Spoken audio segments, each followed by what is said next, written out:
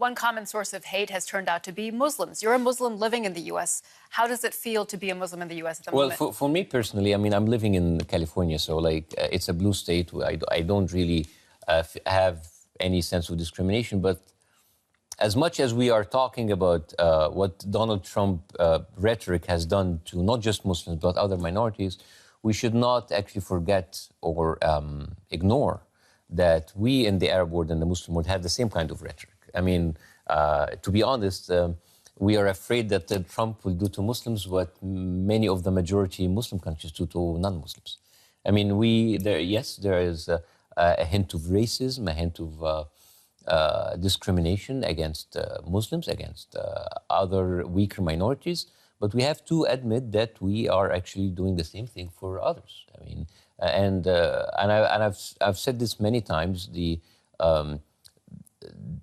Those scenes that we've seen in airports, in JFK, in LAX, those Christian Jews, secular, non-religious people who went out to support Muslims, not because they love Islam or not because they love Muslims, but they are supporting what they think are human values. Yeah. We have not seen many, or I don't think that we will see that anytime soon in many of the Muslim countries, supporting people who are not Muslims to defend their rights. And this has been the problem in the Arab world. There are people who are in the middle, who are trying to support the minorities of the non-Muslim minorities, the rights of the non-Muslim minorities, and they are being crushed by the mainstream religious authorities and many of the military dictatorships, because it's been used as a tool by the military dictatorships. So we should also address the hypocrisy that we have in the Arab world, and it doesn't mean that we should stop talking about what Donald Trump is doing. I think we actually have a clip of you speaking to some Muslims in the U.S. about what they think of the Trump presidency. Let's take a look at that. What's it like here being a Muslim? I'm not a Muslim. Not Muslim. I'm not a Muslim. I'm not a Muslim. No, I'm not Muslim. If you're not Muslims, what religion are you? Catholic. I'm Syrian Christian. Syrian Catholic. I'm Lebanese, Catholic, and Jewish. I'm Sikh.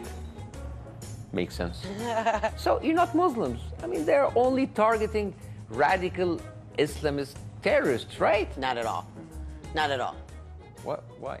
I was asked by the flight attendant to please get off the plane, and I asked her why, and she wouldn't tell me why, and she'd say, we don't have to tell you. Bassem, looking at that very much speaks to the American concept of identity and shifting identities, various identities. What is life like in the U.S. compared to being at home in Egypt, where you had to leave because of apparently what was called insulting Islam and insulting the then president, Morsi?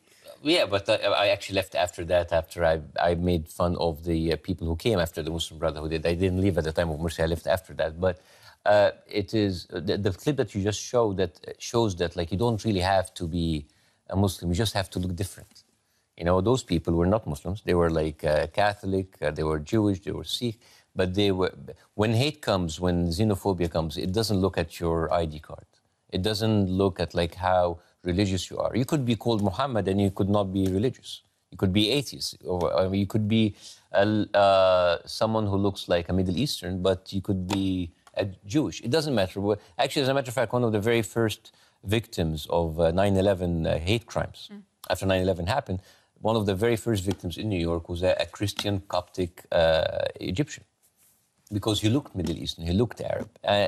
So when xenophobia comes, it doesn't really discriminate. It comes, it lavishes against everybody, and it is very dangerous. And this is why I'm a big vocal. I'm a bit vocal against this, because it will affect anybody. And all of these people, I mean, it's sad that there's a lot of Arabs who are supporters of Trump. Yeah, yes, indeed.